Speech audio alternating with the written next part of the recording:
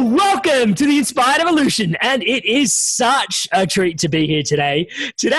Well, connection's my highest value, and we have the world-renowned connector, Larry Benet. Larry, how are you? I'm doing great. Well, that was an opening, high-level energy intro. I'm like, man, I gotta raise. That inspired me to raise my energy level. You got to bring it. So while we're here, we're just making sure that Larry hasn't blown off his chair. He's often referred to as one of the most connected people on the planet, and he builds much more than just passing friendships, which is why I'm truly inspired to have you here today. He's earned a sterling reputation as a thought-provoking and highly entertaining seminar speaker. He's written a book called The Art of Connection, which, if you do have some time, quickly jump over to larrybenet.com, and I would say download this free ebook. It's incredible with some really cool strategies in that I've learned a lot just from a free ebook. And I'm really excited to have you here today so we can dive into some of the principles of connecting. Awesome. Well, glad to be here. I'll make sure I raise my energy level. So let's just quickly, I just want to start with go straight into it. Networking, why does it sound so clunky and some people have turned off by it?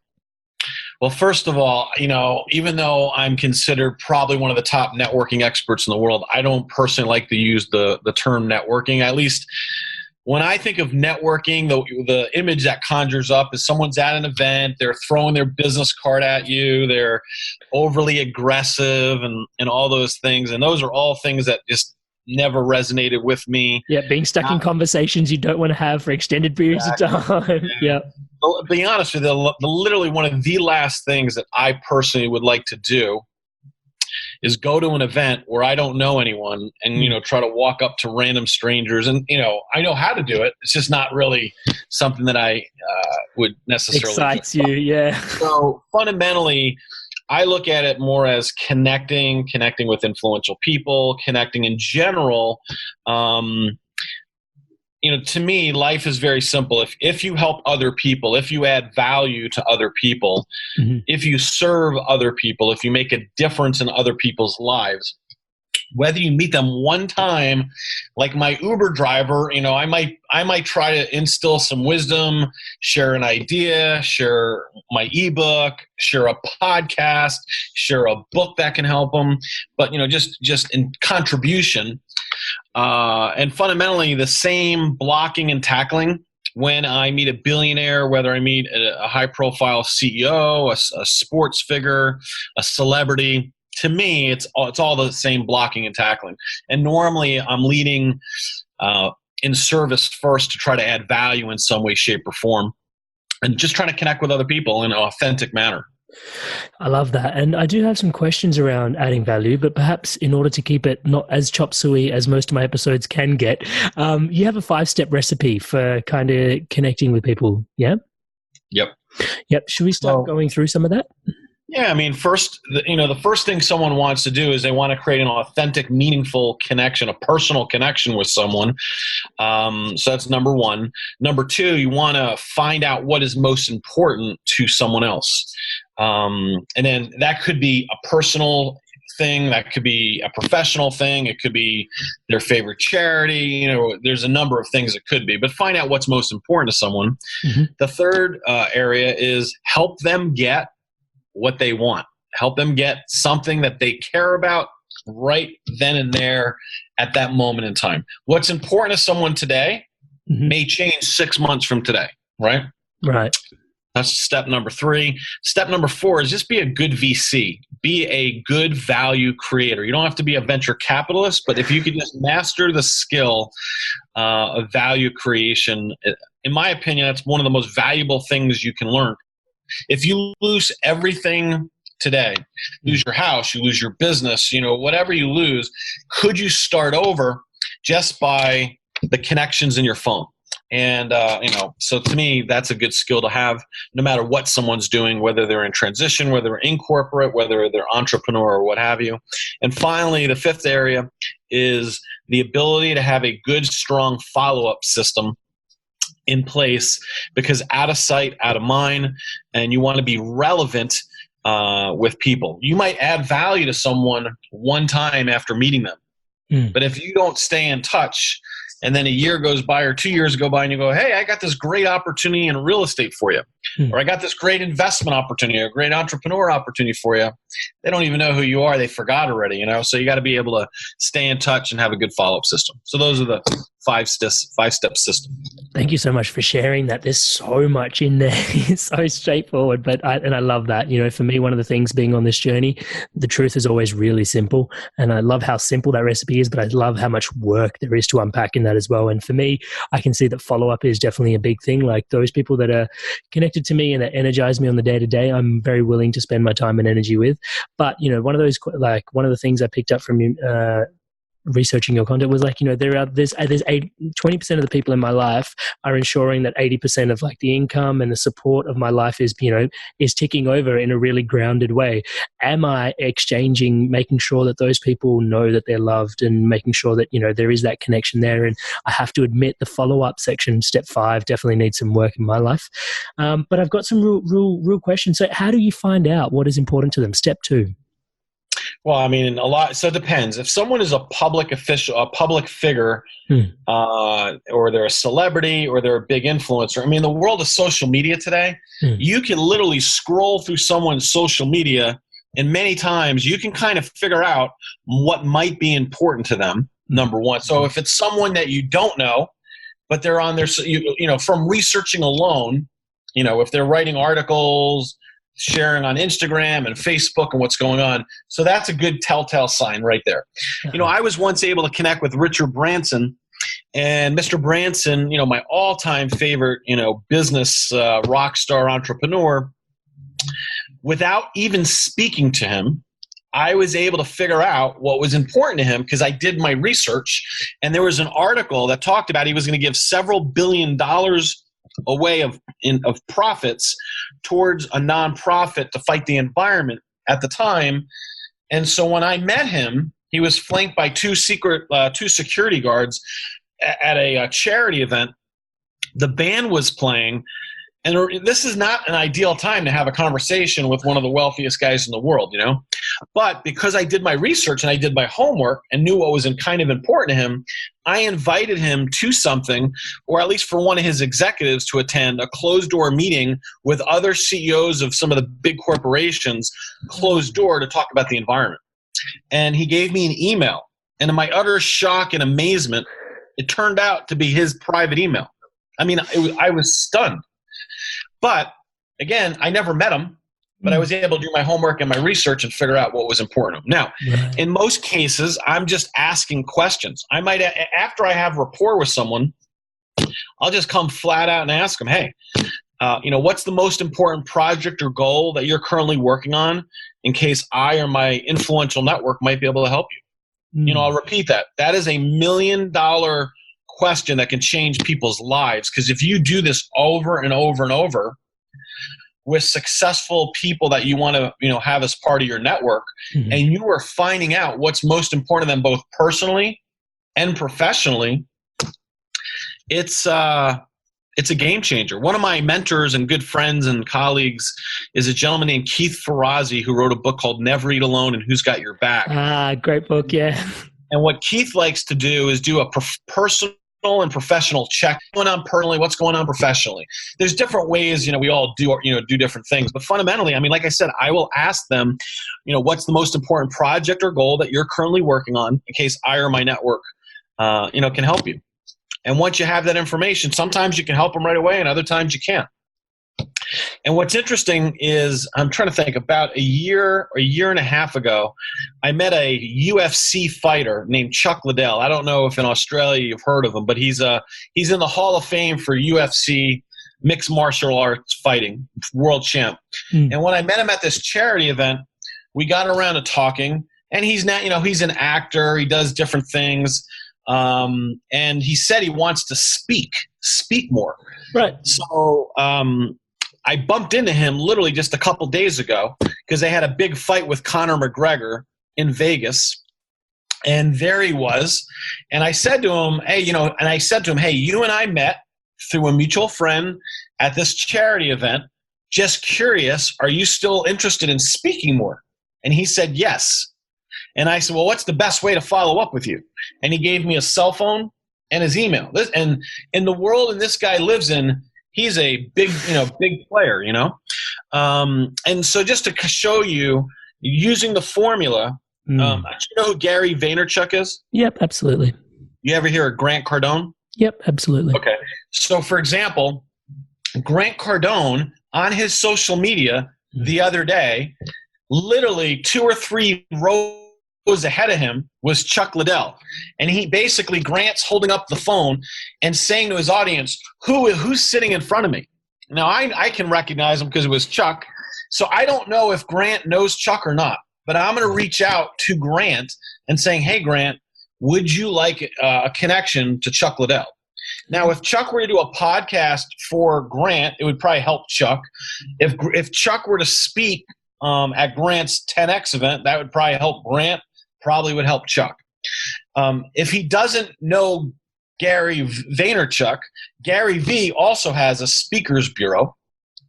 And I'm going to introduce Chuck to 1 or 2 other speaker bureaus, which it'll make me look good to them. It's a value deposit, a relationship deposit, relationship currency, right? And so, again, had I not asked the right question when I first met him, like I said, I reconnected with him just a few days ago. And literally later today, when I finish this interview with you, that's one of the things on my to-do list, is to make some of those connections. And again, there's that value add kind of component. I love that. So I guess for someone that's listening in, for me, connection is everything. It's my highest value. So I totally love what you're sharing, and I'm completely inspired by it. 2 people that both are actually looking to actively connect to each other in terms of skill set and like what's important to them, don't even know that they're there, but just because you've asked the right question, which is what is important to each of them, you kind of know that, you can be the lubricating factor in that relationship. For those that are tuning in, you mentioned the word relationship currency. What does that really mean? Why would someone want to go out of their way to connect to people? So, think about this in business and in life. People want to do business with people they know, like, and trust. Mm-hmm. But I'm a big believer, if you help someone else, to me, whether you help someone with their health, you help someone with their wealth, you help someone, with their career, you help someone with their charity, you help someone, you help someone's child get into the right school, or meet their legend, someone that's an iconic legend in their life, like a celebrity or an influencer or whatever. What you're going to do is you are going to make it easier to connect with these individuals. You're going to create relationship currency, relationship capital. And it's just, in business, you have throughput or friction, and you want to make it as quick and as easy and as simple as possible. And when it comes down to, if business is all about trust, and I'm helping you with things that you care about, either personally, professionally, or whatnot, it's going to make things easier to get things done. You mentioned some of your listeners are in transition. So they're probably looking for, are they starting a new business? Are they raising capital? Or are they going to work for another company? These things I don't know. Do they need a referral? Do they need a key hire? Do they need a great webmaster? Do they need a great social media, expert that can help them? Do they need a great virtual assistant? The reality is, whatever you want in life, right, someone else already has. So the question is, are they willing to open up that door? Are they willing to open up that connection to you? That's really profound. For those tuning in, just reiterating that something that you want, someone else already has, and that doesn't just apply to you, but anyone else, similar to what you described before. These 2 people that want to connect, there's always someone that has what the other person wants. I think just understanding that as a mindset is really, really powerful. And in the process of reading your books and stuff, I didn't realize that trust equated to profitable companies. Like, that was just from a really grounded perspective. Companies that are more trustworthy are 3 times more profitable. That was something that really just, when that dropped in for me, I was like, of course that makes so much sense. But not having heard that before, I was like, oh my God, like, it's all about relationships at the end of the day, isn't it? Well, Stephen Covey Jr. wrote a book on trust, and he talked about the tax.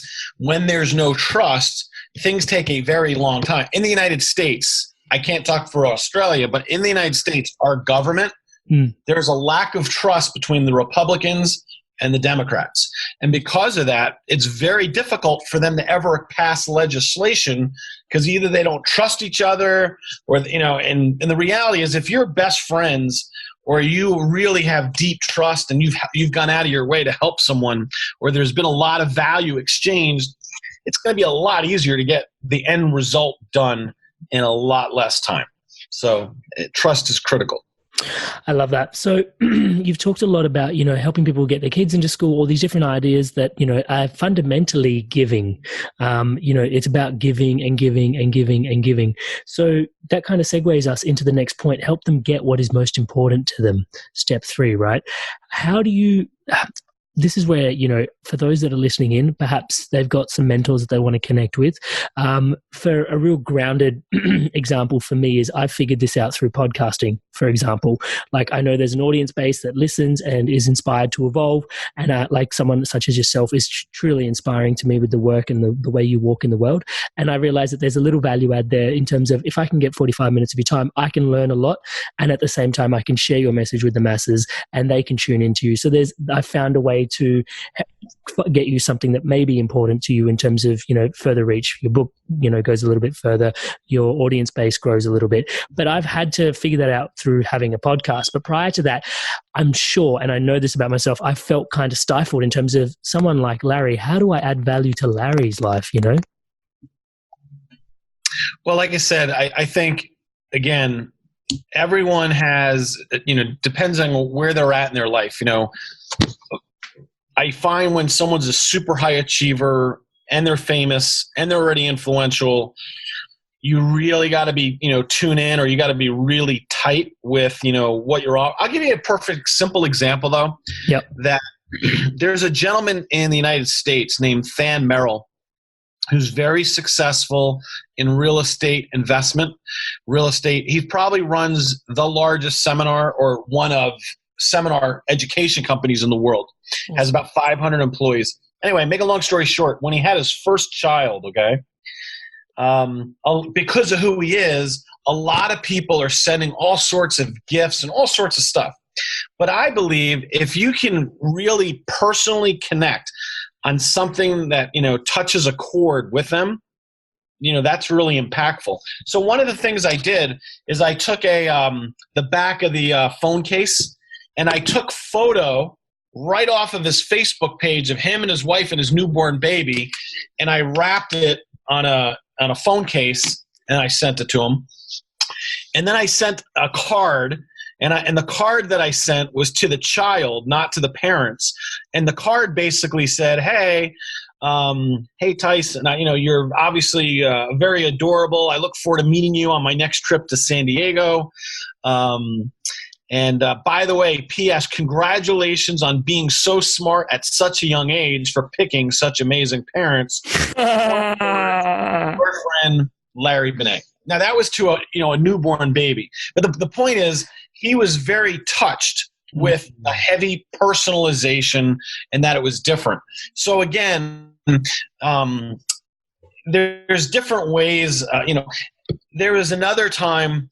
There's a gentleman that owns a company called Zappos. Mm-hmm. He founded the company. His name is Tony Hsieh. Very successful guy. Yep. Sold his company for over $1 billion to Amazon. And years ago, he wrote a book called Delivering Happiness. He's a great entrepreneur, great book, great company, great culture. And anyway, his book is about happiness. And Time Magazine, for the last several years, has published a magazine all about the science of happiness. All I did is I took the link from Time Magazine with the cover of the science of happiness, and I sent it to him and saying, "Hey, I don't know if you got a chance to see this yet, but I thought this might be relevant and some value for you." Again, he wrote a book about happiness, and he was very appreciative. And again, it was just a simple article but I forward it to them. And again, so that it doesn't always have to be, some, huge major thing you're doing. It doesn't always have to be, setting them a huge piece of business. It could be a little thing.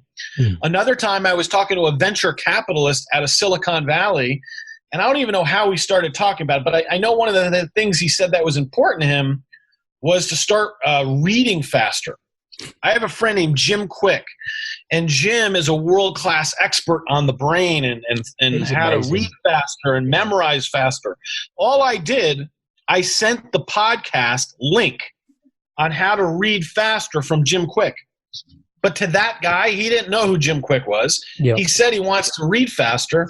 1 + 1 can equal 11.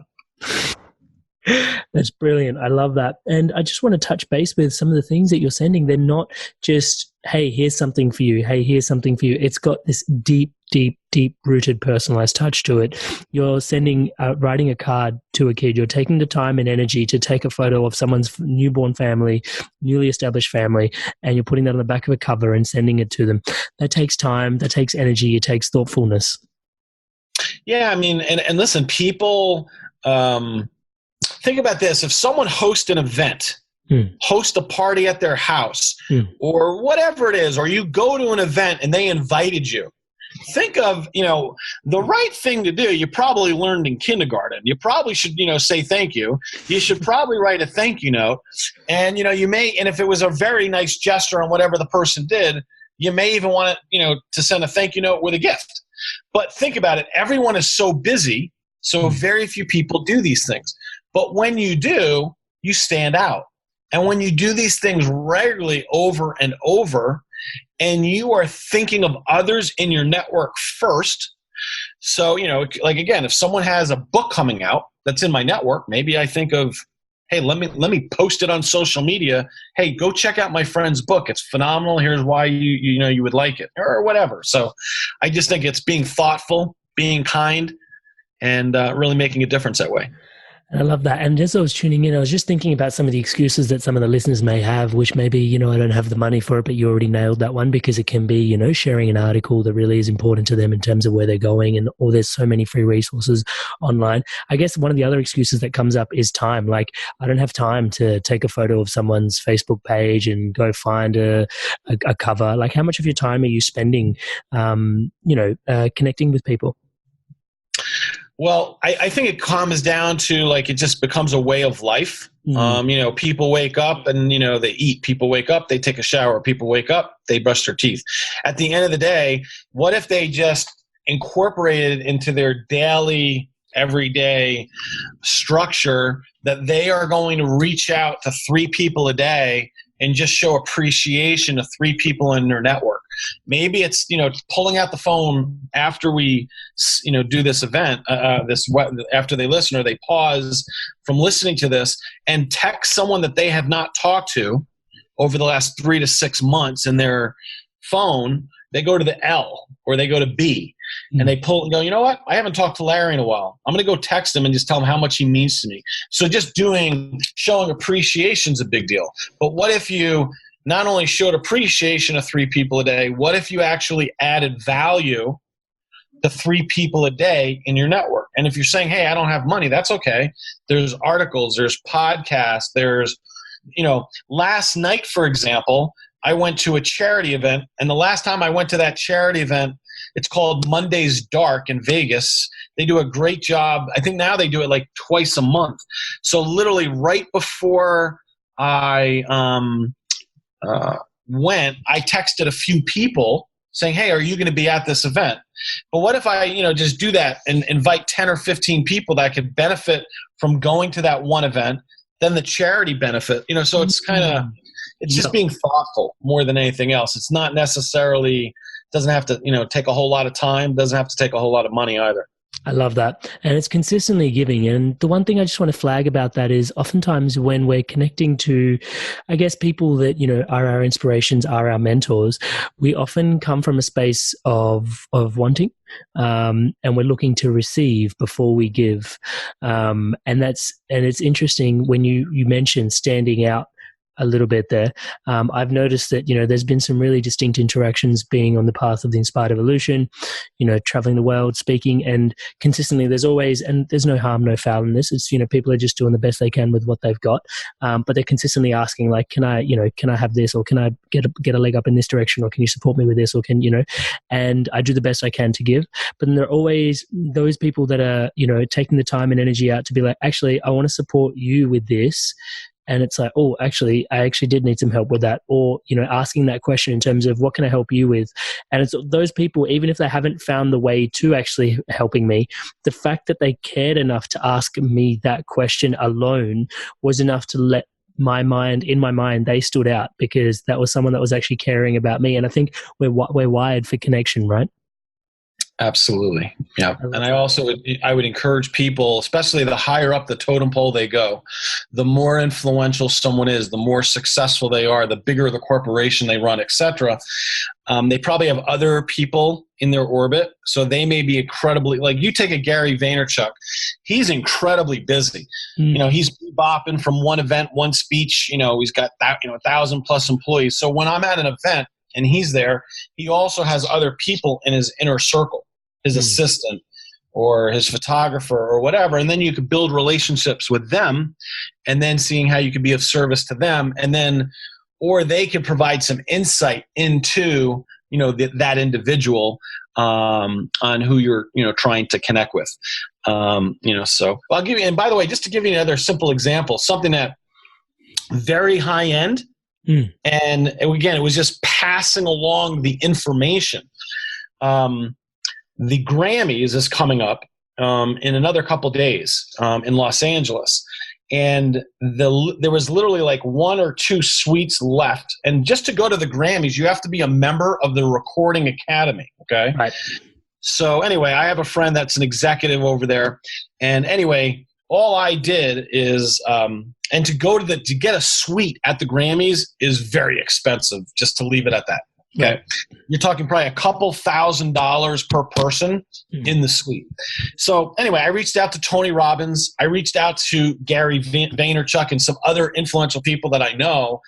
And by the way, it's not like I talk to Tony Robbins very often. Like I was the first time in a while. But I said, hey, Tony, is this something that you could take advantage of? Is this something that you could leverage because you have high-end clients, you have high-end, you know what I'm saying? And all I did is I was passing along the information, just like someone could pass along this podcast of you and I to someone else that could benefit from hearing the ideas. Just like there might be a charity event, even though you can't go, maybe you can't even afford to go. So maybe you're just passing along the information, or maybe you volunteer with the event organizer so they let you go and stuff like that. So yeah. Amazing. Connecting the dots. I love that. And so in that space, the next one is be a value creator. And you already flagged that, whatever someone else wants or needs, someone else already has. And that was like a big, that was a big aha for me. I'm just gonna call it an aha. Like that's legitimately what it was. Because, often in the space of being an entrepreneur, you kind of do feel lonely, you kind of do feel like you're all alone. But realizing that no matter what your challenge is, there's definitely someone out there that can support you in that role, in that space. Tell us more about being a value creator and what that really means to you. Well, to me, it just means when I'm coming in contact with others, or you, or someone listening to the podcast today is meeting others in their network, how can they contribute to them? So for example, let's say someone's in sales, they sell a product or a service, or you're an entrepreneur and you're trying to market and sell a product or service. At the end of the day, that's great. But are there other things that you have access to? Are there people in your network that you might be able to make? Are you still there? Yep, I'm still here. Okay. I don't know what I did to. Oh, there you are. Okay. So there are people in the network that maybe I know that could be of value to you. Maybe there's something that I know of, an idea that would be of value to you so you can get more guests on your podcast, so you can get more celebrities, more influential people, whatever it is. So to me, just being a value creator, like I said, there's so many ways to do it. You can share a book, you could share a podcast, you can share an article, you could share an event. I'm a big believer in being a professional inviter. Invite other people to events. The Super Bowl is coming up in about 2 weeks. Yep. I'll be probably down in Miami, and I can't tell you how many times over the last decade there is a movie called Jerry Maguire. Did you ever hear of that movie? I've heard of it. I haven't seen it. Okay. Well, there's a character that Tom Cruise plays. Yeah.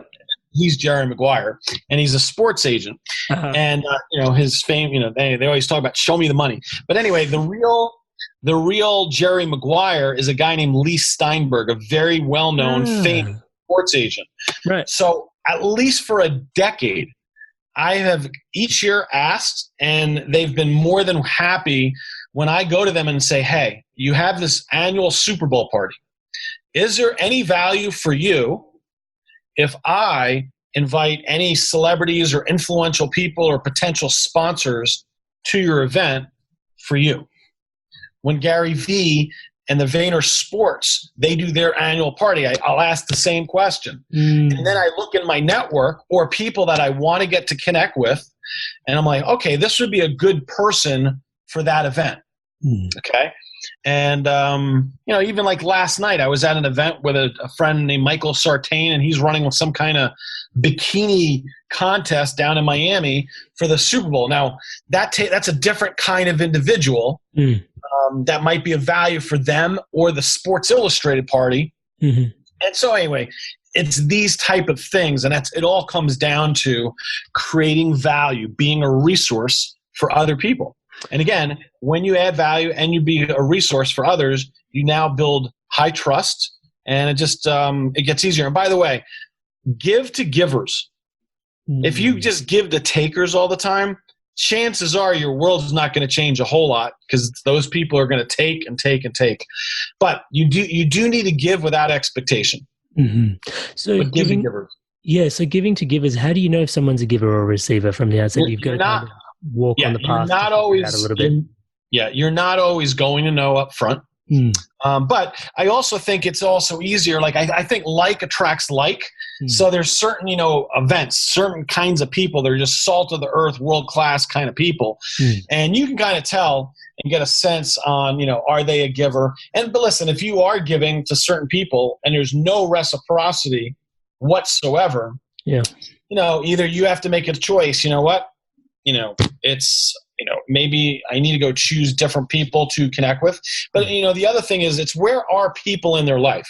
If you're dealing with an A-list iconic entrepreneur, the relationship's probably going to be a little bit different. If you're trying to deal with a Mark Cuban, for example, or just whomever, they're already at the top of the food chain. So, you still may want to, give and add value and serve those people in case opportunities, develop down the road. So that's kind of how I view things. Yeah, I love that. And the thing about step 4 is being a value creator is actually, I saw this, and maybe I'm wrong, but flag this with me if I am right, or wrong actually. But I see this as being the space where you can actually hone a craft. Like you can actually, they all involve a level of, stepping into things, like obviously, taking like world-class questions, like what is most important to them as step 2, but actually being a value creator, actually taking the time and energy to learn that. You can actually work on that, like through iteration, through process. Oh, that didn't work so well this time for this person. Like they didn't actually need that. Or actually, this person was looking for a speed reading expert, and I just sent them a video of Jim Quick, and they absolutely floored it. Like they loved it. They'd learned how to speed read. They attribute me to some of their success with speed reading, and we're really close because of it now. So I think there's actually real space in there in the value creation space to actually learn and upskill. Yeah. Think about it. One thing someone can easily do is figure out, who their network is, and then figure out on the other side, what are things that might be of value. What would be of value to everyone? Well, eating better. Maybe there's certain kind of diets, or maybe there's certain kind of health things, or maybe there's certain kind of things on wealth creation that would be applicable, or maybe there's certain things that are entertainment related or meditation apps or just whatever it is. But if you can write down a bunch of these things and know consistently, hey, my audience or my customer base or the people in my network value and appreciate X, Y, and Z. So for example, if I'm around a lot of entrepreneurs and I'm around a lot of people that speak or a lot of people that are authors or want to be authors, by having things that would help them either publish the book, write the book, market the book, sell the book, license the book, agent, or whatever, there's going to be a whole lot of things like that I could easily share with them that would be incredibly helpful, to them. And by the way, if they follow me on, social media, either on like Instagram or Facebook at Larry K. Benet, B-E-N-E-T, I share a lot of helpful tips, for free there. Or they could just go to, Larry Benet, BENET.com/ebook, and we'll be glad to, just electronically send them the book for free as well. Beautiful book. Thank you so much for writing it. So I really want to dive into point 5, which is a place where I need some growth. So let's get there. So point 5 is, it's about staying in touch. Once you've established, you've added a little bit of value, you've connected with people, and you've got that little yummy heart space that you've got with this other individual. It's about following up. Now, with 1 million plus other things going on in your life, like I know you said, it's a matter of turning things into a way that you are, like making it more of a lifestyle. But do you have any, like, A, let's start with the importance of follow-up, and then B, like any habits, tips, any organizational tools that we can do to be better follower-uppers? Yeah. Well, first of all, everyone has a smartphone. So inside the smartphone, there are notes. You can put notes in the phone. So just don't put someone's phone number and email. Yeah. How did you meet them? Where did you meet them? What's important to them? When's their birthday? You can put the date. Inside here, I could put their birthday. I could put their anniversary. A lot of times, if I met someone at the Super Bowl, inside my phone, I put the word Super Bowl. So now that the Super Bowl is upon us, whether I go to the game or not, I might reach out to all the people on my phone with the word Super Bowl. I went to Florida State.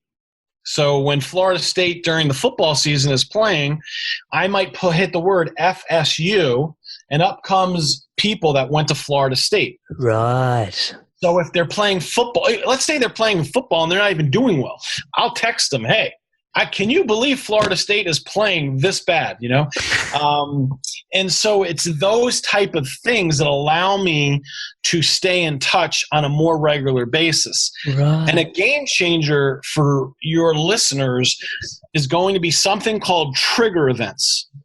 So trigger events is, there's personal trigger events and then there's business trigger events. Personal might be a birthday, an anniversary, a divorce, a graduation. On the business side, it might be someone writing a book. It might be someone leaving their job. It might be someone starting a new business. It might be someone raising new capital, a big sale that may have just happened, taking a company public or whatever it might be. And when that is an event, a trigger event, it's like, oh, I should reach out to this person to congratulating them on getting their first round of capital. I should reach out to this person because they just had their birthday. Oh, they just went through a divorce. Let me reach out and see if I could be, do they need anything? Oh, by the way, here's a book on being a divorced dad. Or here's a group dealing with divorced dads. Maybe that, if that's a value, here's the link that might be able to help you. Stuff like that. So to me, having trigger events, putting information in your smartphone, or carving out set amount of time and making an appointment once a day, a couple times a week. You know what? This is going to be the time I am going to focus on outreach to my network, and I'm going to focus on 3 people today. I'm going to reach out to 5 people today to show appreciation. I'm going to reach out today to 3 people today to add value. Literally yesterday, I went to the Consumer Electronics Show. I saw a very cool product in the get better sleep, stop snoring space, or whatever you want to call it. Yeah. I reached out to a gentleman who has had 100 companies. Let me see, 100. Anyway, he's done over $5 billion in sales. he was on Shark Tank, and he's had, I think, 100 bona fide hits. Wow. Just massive, massive success this guy's had. And anyway, so I said, hey, do you think this might be a good product for your portfolio? He goes, you know what? I saw the video. That would be really interesting.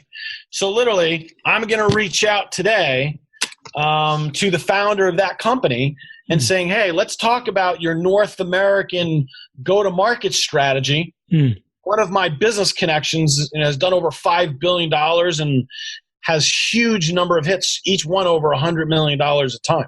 So I'll probably get in the middle of a deal like that if that's an opportunity. But you can see on both sides of the equation, someone I just met at a trade show, another guy that's hugely successful, I just bumped into him at another event that he was speaking at. Again, 1 + 1 equals a lot, 11. And you can see the art of staying in touch makes a difference. And by the way, taking photos with the people you're with also makes it easier when you do the outreach. They're like, oh, okay, now I know where I met this person or I remember. I think that's brilliant. I think especially the piece where you're using your phone to create tags for people that potentially, because then you can just search your contacts. Like you said, it's like, Super Bowl, boom. And then all these contacts flood up to the top. And it's like, actually, these people are the ones that are interested. And you already do that for certain things in my life. Like every podcast gets like a hashtag that goes with it. But then it's like certain people are like hashtag connection, hashtag personal development, hashtag, loves food, hashtag, and so it's just about creating hashtags for your content almost. For your contacts almost, and just making sure that your phone has that so that when you need to search them, you can. And I think this trigger events is really powerful. And I know that for me personally, I use trigger events off my social media when certain people are going through milestones. They'll usually post about it and then I'll get in touch with them. But there are a lot of people in my network, and probably some of the more influential ones, that are off social media. And it's about staying in touch with them and making sure that when they go through life changes, if I can stay in touch with them. But again, this is like my closer network. I'm not as much, I'm not as savvy with my professional network, but I think there's definitely space for me in there to follow that up. So I really want to tune into one of the pieces that you mentioned was every connection you make, your future network and connection grows. And that's a really straightforward idea, but I just want to tap into, where did your journey with all of this start, and how did you really understand that you were a connector? So many years ago, I was failing miserably in the financial services business. Had to declare bankruptcy. It was a time where I literally got so low where I was ending up selling magazines like via telemarketing. Things were just not going well for me at all. I tried to transition from financial services in the mid-1990s into the tech industry. And I was reading about companies like SAP and like big companies on how much money their salespeople were making. I'm like, I've got to get into the tech industry. And it was so frustrating because I just didn't have the connections. I'm like, hey, do you know anyone at SAP? And people were like, nope. I was like, oh, it was so depressing. And I'm like, you know what? I am never again going to allow myself to feel like this, where I have no control. And I got fortunate, got lucky, got into the industry. And at the time I was just a sales guy, and then it became pretty value add to either clients or non-clients actually that were in the C-suite, CEOs and senior executives of these tech companies. And I was making introductions to different people in my network, even though I was fairly new in the industry at the time. And that was probably the first time I realized the importance, because I was able to get more access to the C-level executives I was calling on than my peers. And it was because I wasn't just trying to sell a product, and I just wasn't trying to sell a service. I really cared, and I was really going above and beyond to be a resource for other people. So that's kind of how I guess I realized early on the art of connecting and the value of it. And to this day, that's 20 years ago actually. I stay in touch, with people that I met all those years ago, and makes a difference. So like I said, you gotta, you have to put this habit in place. It's just like working out. If you don't work out on a regular basis, you're not gonna get the results you want. And if you forget to follow up, you're not going to build a very influential value add network for yourself that would ultimately be able to help you and help others. So. One question that I've got, which is very left field as we're winding down now, is basically one of my deepest challenges personally in life was I struggled with depression for about 6 years. And one of those things was this challenge that I had with a lack of connection to my authentic self. And then through that, through meditation and mindfulness, that really came full circle. And then subsequently, as my life has evolved, that was many years ago now, I realized that as a connection is my highest value, but I also realize how important community is in terms of staying happy, upbeat, connected, vibrant, making the most of life and enjoying it. So much so that actually now they've started diagnosing depression, anxiety, psychosis. All these diseases are actually now blanketed under a term which is called diseases of isolation. Right. And so the diseases of basically lack of connection. So how do you find connection keeps you happy, keeps you ticking? And tell us more about how that feels for you as an individual that is the connector. Well, I definitely agree with what you said. And I've battled depression in my life multiple times. I know for a fact personally that when things are not going well or someone is depressed, the natural inclination is to stay in, be by yourself. And so if possible, put yourself in an environment where you can connect with others. Find things that you are passionate about. Are there certain activities? Can you go hiking with a group of people? Can you, if you think about almost any passion, you can either find a meetup group or you could find other individuals that are doing some of those activities to make it a little bit easier, or you just go to a learning event, a personal development event or whatever, and change where you're sitting at each break. Go to lunch with a group of people, whatever you can to bust out of your comfort zone so you can, make that personal connection as far as that. I love that. Thank you so much for sharing that, Larry. And just while I've got you, is there any last things you'd want to share with the audience while we've got some airtime? No, I would just say if they don't remember anything other than, I would say give first, add value always, focusing on, making a difference in others, give to givers. That's always a big help. And, add value to as many people as you can. Because like I said, it's a game of trust. And the more relationship capital, the more connection currency you have, the easier it's going to be to get whatever you want in business and in life. And I hope through our time together, for people listening, that we've connected. I hope they could share with me if there's something that I shared here. If they could share it with me on my social media, the kind of impact that will make or has impacted them by just listening, it's always good, to hear those kind of things. So. Amazing. So definitely reach out. I found Larry very active on Instagram. The website is amazing as well. Some great free resources there.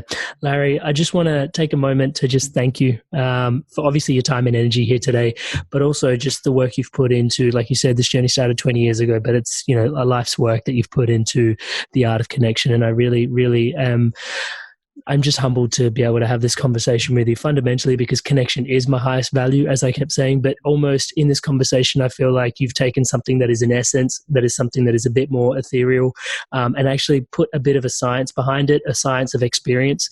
And I just really value that. So thank you so much for your time and energy here today. And as always, wishing you the best for the future. Thank you so much. Appreciate it. I hope you guys enjoyed. Thank you, brother. Thank you guys so much for tuning in to the Love of the Inspired Evolution and sharing the Love of the Inspired Evolution. If you feel like this content has supported you or may support anyone else that you know may resonate with the content of it, please share away and share the love around. Thank you guys so much. And to stay up to date on whatever's coming out with the Inspired Evolution, please subscribe. There's all these links in the bio for you to tune into the episodes and all these different platforms, just so the message can get to you and your loved ones.